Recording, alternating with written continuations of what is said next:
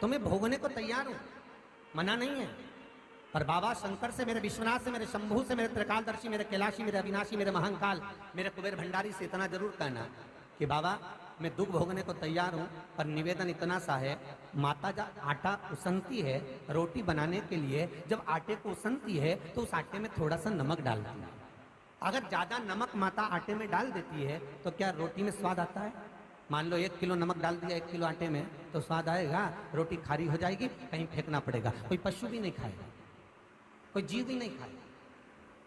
बस बाबा से विनती इतनी जरूर करना कि बाबा माना मेरे भाग्य में दुख लिखा हुआ है, माना मेरे कर्म में दुख लिखा हुआ है, कष्ट लिखा हुआ है, मैं जानती हूँ कि मेरे भाग्य हो सकता है कि मैंने सुख भोगा होगा और किसी का बुरा करा होगा तो दुख लिखा गया, हो सकता है मैंने किसी को कष्ट दिया होगा तो मेरे भाग्य में दुख लिखा होगा। पर बाबा आपसे विनती इतनी है कि जैसे एक माँ आटे में नमक डालती है, थोड़ा सा मेरा दुख अगर बड़ा है तो मुझे शुरू से थोड़ा थोड़ा देना चालू कर देना, जिससे वो दुख धीरे धीरे में झेलते झेलते उसको धारण करते करते उसको निकाल दो। मालूम पड़े तू एक साथ अगर दुख दे देगा तो झेला नहीं जाएगा। बाबा इतनी करुणा जरूर करना कि इसको धीरे धीरे धीरे धीरे काट देना, बस इतनी कृपा, वो कट जाए।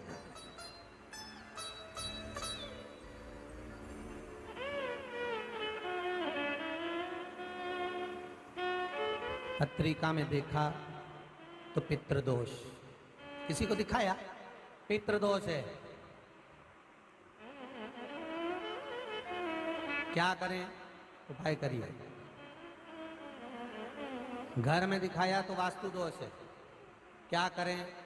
पाइप तोड़वा के इधर का इधर कर दो, सीढ़ी तोड़वा के इधर कर दो। राशि में दिखवाया तो ग्रह दोष है। सारे दोष मनुष्य को नजर आते हैं और सब कुछ कर लेता है वो, पितृ दोष के लिए भी, वास्तु दोष के लिए भी, ग्रह दोष के लिए भी। पर मनुष्य को सारे दोष नजर आते हैं। जब दुख आता है बस एक दोष नजर नहीं आता अपने कर्मों का कि पहले क्या कर कर आया, वो भी तो दिखवाओ किसी महाराज से। महाराज जी बोल देंगे पितृदोष है, महाराज जी कह देंगे वास्तु दोष है, महाराज जी कह देंगे ग्रह दोष है, महाराज जी कह देंगे ये दोष है। पर महाराज से एक दोष अपने को अपना छांटना है कि मेरे कर्म का दोष कौन सा है। मैंने पत्रिका दिखवाई, महाराज जी ने कहा वो भी करा, मैंने ये उन्होंने बताया वो भी करा, मैंने ये व्रत करा, मैंने वो उपास करा, पर अपने कर्म का दोष भी तो देखो कि दोष कौन सा है। दरवाजे भी बदल दिए, सीढ़ियां भी बदल दी, वास्तु शास्त्र वाले को बुलाकर घर भी बदल दिया, 50 बार मकान भी बदल दिया, सारे दोष हमने देखे, पर भीतर का दोष नहीं देख पाए कि हमारे कर्म का दोष क्या है। जो पूर्व में कर कर आए हो वो कर्म का भोग मनुष्य के शरीर में भोगना पड़ेगा। और मनुष्य के शरीर मिलता ही काय के लिए है? एक भगवान का भजन करो और दूसरा कर्म का भोग भोगो, इसके सिवाय है ही क्या? मानव का शरीर केवल 2 कारणों से मिला है, एक कर्म का भोग भोगने के लिए और एक भगवान का भजन करने के लिए। तो कर्म का भोग भी भोगना और भगवान का भजन भी करना है। तो क्यों करना है? तो शिव महापुराण की कथा कहती है कि जितना तुम भजन करते रहोगे तो ये दुख जो आता है ये धीरे धीरे कटता रहेगा। बस भजन से दूर मत होना। भजन वो कितना सुंदर, एक व्हाट्सएप पे एक मैसेज आया था, कोई ने लिखा होगा कि बस के ड्राइवर के पीछे वाली सीट पर बैठोगे तो दचका नहीं लगेगा,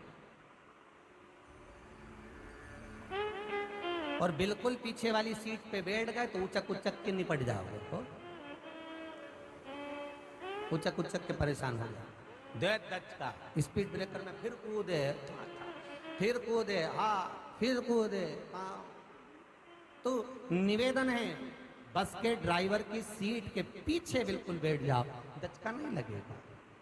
नजदीक रहो, भगवान के जितने नजदीक रहोगे उतना संसार का दचका नहीं लगेगा, दुख का दचका नहीं लगेगा। पर जब तुम ये भगवान से दूर हो जाते हो तो दचके भी भारी हो जाते हैं, फिर लगता हम बड़े दुखी हैं गुरुजी। अरे वो कथा याद करो ना, एक प्रोफेसर के पास में 4 स्टूडेंट मिलने के लिए, बहुत पुराना प्रोफेसर, अब तो रिटायर हो गए।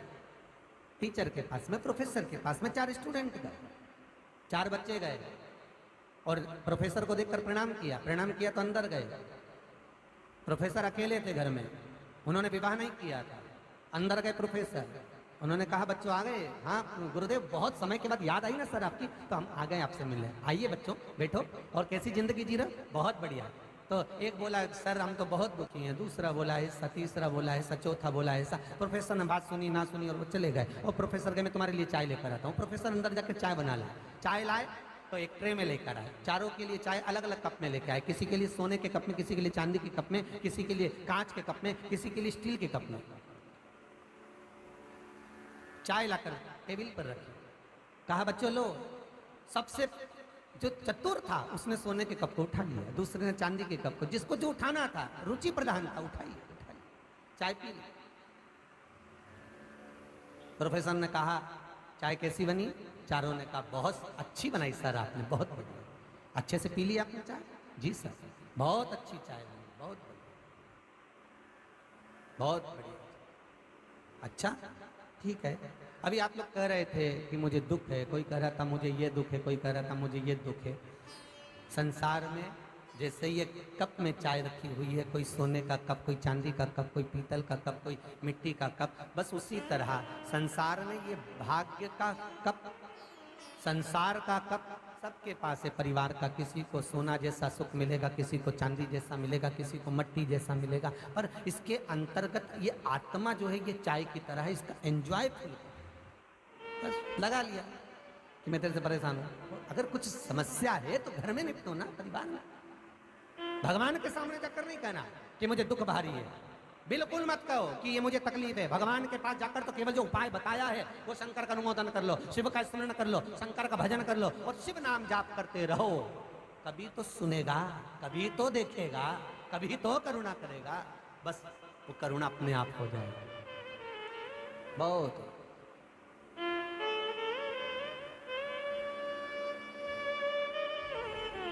और जब वो करुणा करता है तो महाराज दुनिया कितनी भी पांव पकड़कर खींच ले, दुनिया कितनी भी बुराई कर ले, दुनिया कितनी भी निंदा कर ले, दुनिया कितना भी अपशब्द कह ले, दुनिया कितना भी ताना दे ले, पर जब मेरा विश्वनाथ करुणा करता है तो फिर किसी की भी नहीं चलती महाराज, किसी की,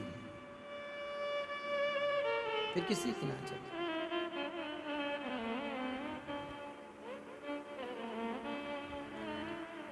और बाबा है ही ऐसा महाराज, उसके जैसा दुनिया में कोई होगा ही नहीं।